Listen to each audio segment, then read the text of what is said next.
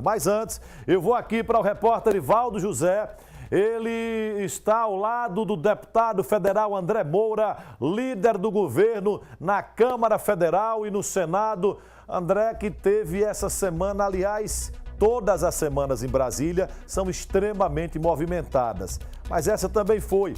E há alguns assuntos importantes, Ivaldo, que nós destacamos inclusive na abertura, como, por exemplo, a licitação da reforma do aeroporto de Aracaju, que já foi publicada, e me parece que esta semana também saiu a publicação da licitação da duplicação da BR-101, Estância Cristinápolis, que é um sonho antigo da população. E tem uma fofoquinha política, mas essa eu pergunto daqui a pouco, André. Daqui a pouco, é com você, Ivaldo. Exatamente, Fábio Henrique. André Moura chegou da madrugada, deu uma cochilada, renovou as pilhas e está aqui prestigiando a visita do presidente do INCRA, o engenheiro Leonardo Góes. Deputado, esse momento em Brasília requer muito do líder. O que é que o senhor traz de positivo para o Estado de Sergipe nessa vinda clara ao lado do presidente do INCRA? Bom dia. Bom dia, Evaldo. Bom dia, Fábio. Bom dia a todos da TV Atalaia. Nós viemos iniciar uma agenda daqui a pouco com o presidente Leonardo Góes, presidente do INCRA, onde vamos visitar alguns municípios, mais precisamente alguns assentamentos, a exemplo de Japaratuba, de Itapuranga, de Lagarto, de Estância. E em todos esses municípios nós vamos levar boas notícias, anunciar obras em assentamentos, obviamente, de construção de casas de farinhas, de pavimentação nesses assentamentos, de construção de fábricas para que possa aproveitar a produção desses assentamentos e a construção de um mercado no município de Estância no valor de R$5 milhões. Então, hoje serão anunciados um total de mais de R$15 milhões em obras na parceria com o INCRA, nesses municípios, nesses assentamentos, nessa agenda que nós vamos iniciar. E, logicamente, que além de anunciar obras, vamos também anunciar ações na parceria do INCRA com essas prefeituras municipais. Não podemos deixar de enfocar a questão da reforma política eleitoral, o voto distritão, distrito misto, distrital. Como é que o senhor está vendo toda essa discussão? Olha, nós aprovamos na Comissão da Reforma Política essa semana, mais precisamente no dia de ontem, o sistema com voto distritão. Foi uma votação um tanto quanto apertada, 17 votos favoráveis ao distritão contra 15 votos contrários. E agora, logicamente, que a matéria segue para o plenário.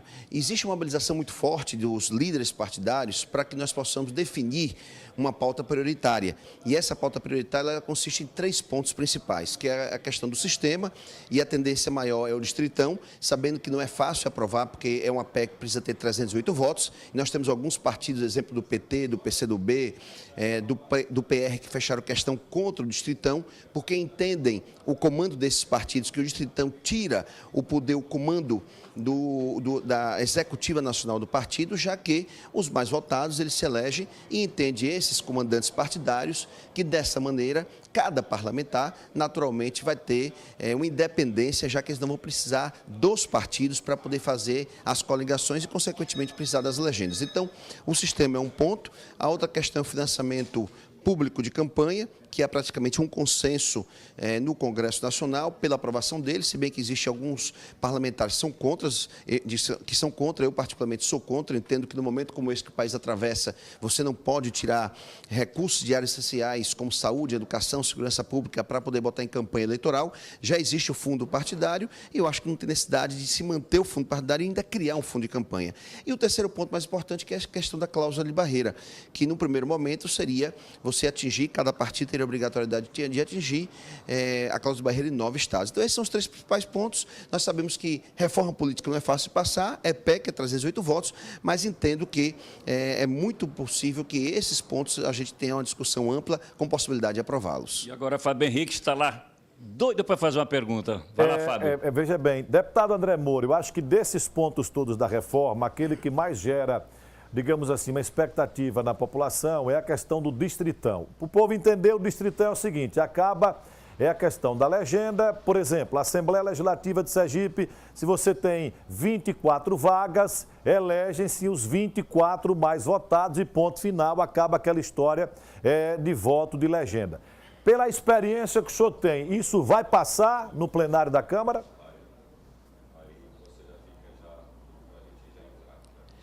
Fábio, veja, com a posição agora do PR, que fechou questão contra o Distritão, ficou mais difícil.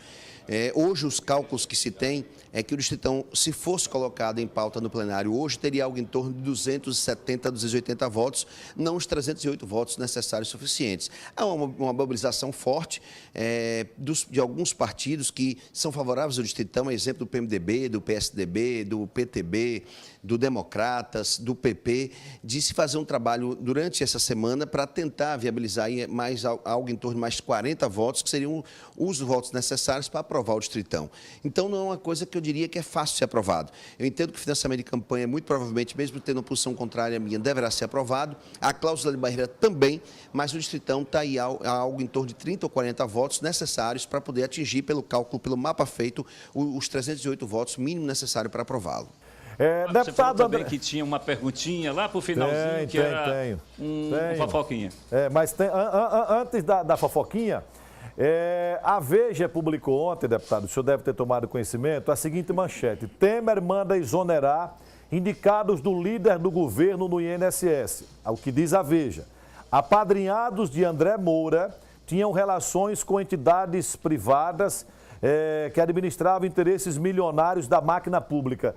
O senhor defendendo tanto o governo Temer, ele mandou exonerar pessoas indicadas pelo senhor no INSS. Houve isso, deputado? Não, Fábio, essas pessoas não tinham sido, são pessoas de um escalão mais baixo, digamos assim, no INSS. A pessoa indicada por mim no INSS é o presidente nacional do INSS, o Leonardo Gadelha, que se mantém presidente. Esse pessoal que é da Procuradoria não tinha sido indicado por nós, eles, na verdade, foram indicados pela Secretaria Executiva no Ministério do Desenvolvimento Social, o MDS, e surgiu essa possibilidade, inclusive o próprio presidente do INCRA me comunicou que iria ver essas mudanças e eu disse a ele que, da minha parte, teria que ocorrer mesmo. A diretoria realmente foi indicada, o diretor-presidente realmente foi indicado por nós, como também de outros órgãos, FUNAI, DataPrev, FUNPREV, Previ, que foram indicados por nós. Mas tenha certeza que esse pessoal não foi indicado por nós, eram pessoas que, na verdade, já estavam da Secretaria Executiva do Ministério do Desenvolvimento Social antes do governo do presidente Temer, já estão lá, para você ter uma ideia, há cerca de 11 anos, já vem de outros governos e, logicamente, que com essa possibilidade, que foi levantada, inclusive, pela diretoria, pelo presidente Leonardo Gadelha, eles foram afastados no dia de ontem, mas a Veja publicou que teria sido indicado por mim, não são, mesmo porque já são pessoas que estão lá no órgão há mais de 11 anos, são funcionários da AGU e da CGU que ocupam a Procuradoria e a ouvidoria do órgão. Deputado André Moura, a indicação de Tiaguinho Batalha para ser o vice-presidente de Nitinho, que está entrando no Guinness Book como o presidente que antecipou a eleição mais antecipada da história. A indicação de Tiaguinho Batalha foi um acordo de André Moura com Edivaldo Nogueira?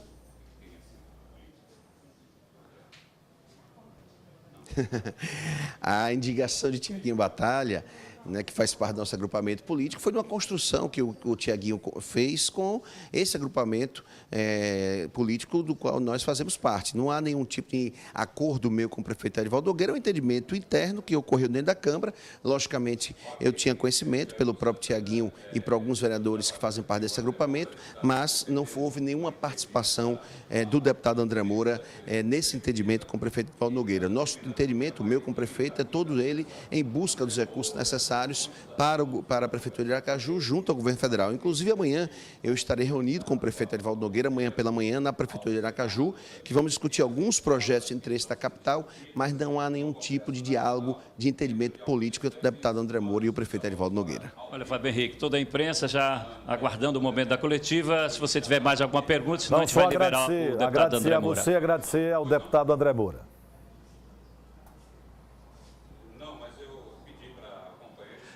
Ok, então, muito obrigado, deputado. Eu que agradeço. O deputado André Moura, que conversou com o repórter Ivaldo José. Você viu que tem um fundo de verdade na história aí, viu? Bom.